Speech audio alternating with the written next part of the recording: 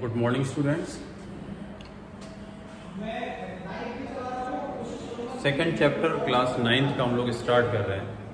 Okay, क्योंकि first chapter हमने करवा रखा है पहले से। आप देखना, ये जो है अप्रैल में जो क्लास चले थे उसमें हमने क्लास 9th का जो फर्स्ट चैप्टर था मैटर वाला, वो मैंने करवा रखा है पहले से ही। ठीक है, अगर किसी को भी प्रॉब्लम हो तो मुझसे डिस्कस कर सकता है। मेरे व्हाट्सएप पे डायरेक्ट पर्सनल नंबर पर आप मैसेज कर देना, तो मैं देख लूँगा उसमें एक बार। ठीक है, कि कौन कौन सा। पहली बात तो ये कि मैंने फर्स्ट चैप्टर को बहुत अच्छे से कराया था, मुझे पता है, एक बार उसका टेस्ट भी हो चुका है।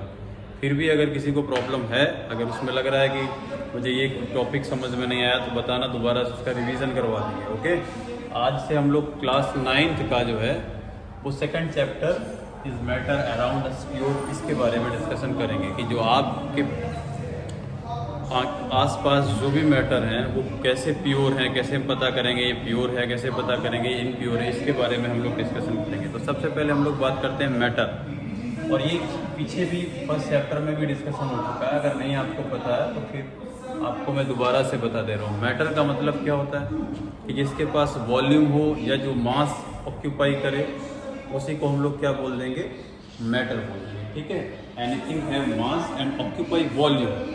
Okay, anything have mass and occupy volume और इज कॉल्ड मैटर, उसी को हम लोग क्या बोलेंगे, मैटर। तो जिसके पास मास होता है या जो वॉल्यूम ऑक्यूपाई करता है, वो सब का सब क्या कहलाएगा, मैटर कहलाएगा। कोई दिक्कत हो यहाँ तक तो बताओ। अब मैटर दो तरीके के होते हैं बेटा, एक तो आपका प्योर मैटर हो सकता है, एक इम्प्योर हो सकता है। इसको जरा देखिए, एक तो प्योर और दूसरा हो गया इम्प्योर। तो मैंने क्या बताया, मैटर प्योर भी हो सकता है और इम्प्योर भी हो सकता है। ठीक है, अब हम कैसे पता करेंगे ये प्योर है ये इम्प्योर है। तो अगर जिसका पार्टिकल, जो मैटर एक ही पार्टिकल से मिलकर के बन रहा है, यानी वन काइंड ऑफ पार्टिकल, उसको हम लोग क्या बोलेंगे, प्योर।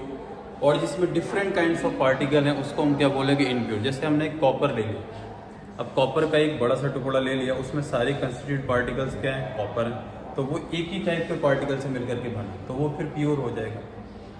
जैसे हम 1 लीटर वाटर ले लें, इसमें मान लो हमने कंटेनर में 1 लीटर जो है H2O भरा, तो सारे मॉलिक्यूल्स इसमें किसके हैं, H2O के हैं, कोई दूसरी चीज़ नहीं मिल रखी है।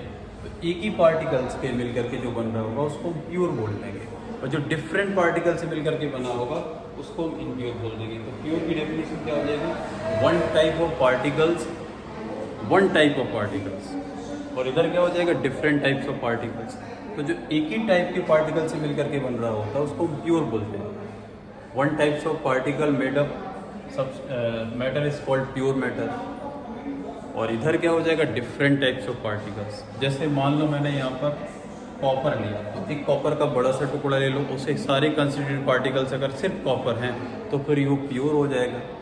अब कॉपर के साथ साथ और भी चीज़ मिल रखी है तो फिर इम्प्योर हो जाएगा। तो ये चीज़ दिमाग में रहे आपकी कि प्योर का मतलब क्या हो गया, जिसमें एक टाइप का पार्टिकल हो, one type of particle made up called pure matter, different type of particles made up called impure matter. Okay, तो यहाँ तक मेरे हिसाब से कोई दिक्कत नहीं होनी चाहिए। इसके बाद आ जाता है मिक्सर। देखिए एक बात समझिए, जो इम्प्योर होगा वही मिक्सर का फॉर्मेशन करेगा। तो प्योर वाला तो मिक्सर बनाएगा नहीं, इम्प्योर वाला मिक्सर बनाएगा, क्योंकि इसमें 2 या 2 से ज़्यादा टाइप्स के पार्टिकल मिल रखे होंगे। तो मिक्सर जो है वो इधर ही आ जाएगा। अब यहाँ ज़रा देखो, मिक्सर जो है, मिक्सर ये कौन सा सब्सटेंस बनाएंगे बेटा, इम्प्योर वाले। मिक्सचर जो है वो आपका होमोजीनियस हो सकता है और हेट्रोजीनियस हो सकता है। एक को हम लोग पढ़ते हैं होमोजीनियस मिक्सर, होमोजीनियस मिक्सर, और एक होता है आपका हेट्रोजीनियस मिक्सर, हेट्रोजीनियस मिक्सर। इनके नोट्स आप बनाते रहना, जहाँ पर भी कोई प्रॉब्लम आए तो वो पूछते रहना। मैं सिर्फ इसको एक्सप्लेन कर ही दे रहा हूँ, बाद में आपको PDF भी दे दूँगा और इनके क्वेश्चन NCERT के सॉल्व करवा दूँगा। बेटा यहाँ तक आप समझ गए मैटर का मतलब क्या था, मैंने क्या बताया। मैटर का मतलब जिसके पास मास है, जो वॉल्यूम ऑक्यूपाई कर रहा है, उसको हम मैटर बोल देंगे। अब मैटर के भी 2 फॉर्म होते हैं, प्योर मैटर और impure matter. One type of particles का अगर कोई मैटर है तो उसको हम प्योर बोलेंगे, जिसमें सिर्फ एक टाइप का पार्टिकल्स होगा। डिफरेंट टाइप ऑफ पार्टिकल्स अगर हैं तो फिर उसको इम्प्योर मैटर बोल देंगे। अब इम्प्योर वाला जब डिफरेंट टाइप्स ऑफ पार्टिकल हैं तो फिर उसको मिक्सर बोलेंगे। मिक्सर दो तरीके का होगा, एक होमोजीनियस होगा और एक क्या होगा, हेट्रोजीनियस होगा। अब बात करते हैं होमोजीनियस का मतलब क्या होता है। होमोजीनियस का मतलब बेटा जिसकी सिंगल फेज हो, मतलब एक ही फेज हो, उसको हम होमोजीनियस बोलेंगे। और जिसमें डिफरेंट फेजेस होंगी उसको हम हेट्रोजीनियस बोलेंगे। जैसे एक एग्जांपल लेते हैं, मान लो आप देखिए, आपको एक एग्जांपल बताते हैं। मान लो आपने H2O वाटर में शुगर को ऐड किया। आप शुगर को पूरी तरीके से मिक्स कर लो। मिक्स करने के बाद में जो सॉल्यूशन बन रहा होगा वो आप देखेंगे उसमें एक ही टाइप का फेज होगा, यानी पूरा तुम्हें लिक्विड दिखेगा और कोई अलग अलग फेज नहीं होगा। ऐसा नहीं होगा कि शुगर की अलग फेज बन गई हो और वाटर की अलग फेज बन गई हो। तो उस टाइप को हम सॉल्यूशन को क्या बोल देंगे, और इस टाइप के मिक्सर को क्या बोल देंगे, होमोजीनियस मिक्सर। दरअसल होमोजीनियस मिक्सर जो है वो सॉल्यूशन का फॉर्मेशन करता है। अगर आपसे बोला जाए कि सॉल्यूशन क्या है, तो सॉल्यूशन की डेफिनेशन ही होती है when two or more substance are form homogeneous mixer. When two or substance are mixed together to form a homogeneous mixture is called solution। जो homogeneous mixture बनाते हैं उनको हम solution कहते हैं, ठीक है। और जो heterogeneous बनाएंगे mixture वो solution नहीं होंगे। solution का मतलब ही होता है जिसकी एक ही phases हो। अगर हम ऑयल और वाटर को मिक्स कर दें, ऑयल को मिक्स करें और वाटर को मिक्स करें, तो आप देखोगे अलग अलग फेजेस होंगी। जरा इधर देखिए, जैसे सपोज करिए इसमें आपने ऑयल भी डाल रखा है और वाटर भी डाल रखा है, तो आप देखेंगे नीचे साइड यहाँ पर वाटर की फेज हो जाएगी और ऊपर साइड यहाँ पर ऑयल रहेगा। ये आपस में मिक्स नहीं होगा, कितना भी इसको सेक कर लो बाद में ये अलग अलग हो जाएगा। तो इसको हम क्या बोल देंगे, हेट्रोजीनियस बोल देंगे। इसे क्या बोला जाएगा, हेट्रोजीनियस, क्योंकि इसमें डिफरेंट फेजेस होगी। ऑयल की अलग फेजेस है और वाटर की अलग फेजेस है। आपको एक बात अच्छे से मैं बताऊँ, कोई एक अपने भाषा में आप अगर आप बोला जाए कि कौन सा होमोजीनियस है कौन सा हेट्रोजीनियस है, तो ऐसा आप सॉल्यूशन ले लीजिए जिससे आप आंखों से देख के ये ना बता पाओ कि ये जो है इसमें ये मॉलिक्यूल शुगर का है या ये जैसे यहाँ पर आपने लिया तो आंख से देख के आप बता सकते हैं ये वाला मॉलिक्यूल वाटर का होगा और ये वाला मॉलिक्यूल ऑयल का होगा। जबकि जब आप वाटर को शुगर में ऐड कर दोगे और पूरी तरीके से उसको जब डिजोल्व करा लोगे तो आप आंख से देख के नहीं बता सकते कि ये शुगर वाला मॉलिक्यूल और ये वाटर वाला मॉलिक्यूल, वो उसी में एक दूसरे में मिक्स हो जाएंगे। तो जो अलग अलग आप देख सको जिनको, उनको हम हेट्रोजीनियस बोलते हैं। जो नहीं देख पा रहे वो होमोजीनियस है। और होमोजीनियस मिक्सचर जो है ये सॉल्यूशन का फॉर्मेशन करते हैं। ये किसका फॉर्मेशन करेंगे, सॉल्यूशन का, क्योंकि सॉल्यूशन के बारे में भी आपको थोड़ा सा पढ़ना है। तो सॉल्यूशन की डेफिनेशन क्या हो जाएगी, when two or more substance are mix together to form a homogeneous mixture, this is called solution. Heterogeneous का मैंने क्या बताया, जिसमें डिफरेंट फेजेस हो। When two substance are mix to form a different phases is called heterogeneous mixture। और same phase में अगर रहेगा when two solution are mixed together to form a same phase, this is called homogeneous mixture।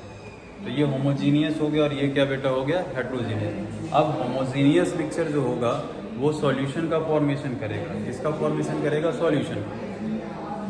अब solution की अगर आपसे definition पूछ देता है तो फिर आप क्या लिखोगे, when two or more substance are mixed together to form a homogeneous mixture, this is called solution। Clear? क्या मैं कह रहा हूँ, when two or more substances are mixed together to form a homogeneous mixture, this is called solution। ये solution की definition है। अब solution के भी दो types होते हैं। solution क्या होता है जरा देखिए,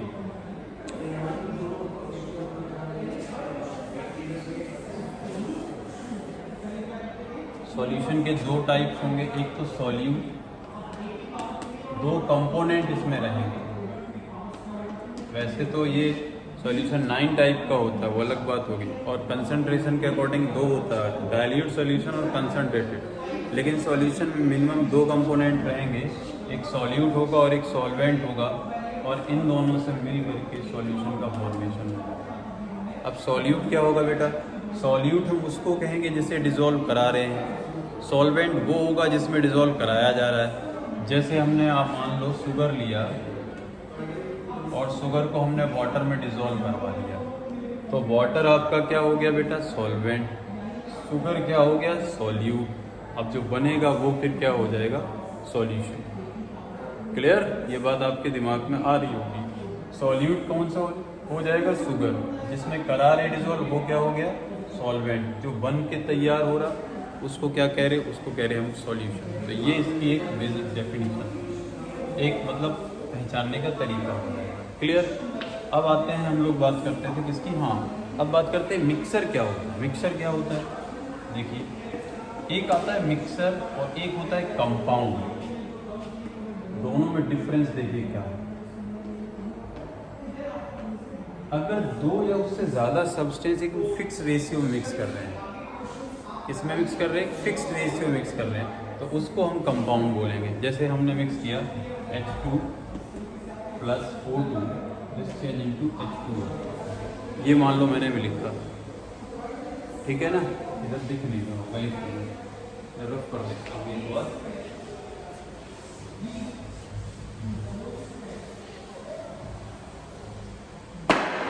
देखिए मिक्सर और कंपाउंड, इन दोनों में डिफरेंस क्या क्या होता है पहले ये जानिए। देखिए मिक्सर का मतलब बेटा क्या है कि दो या दो से ज़्यादा सब्सटेंस किसी भी रेशियो में मिला वो मिक्सर हो गया।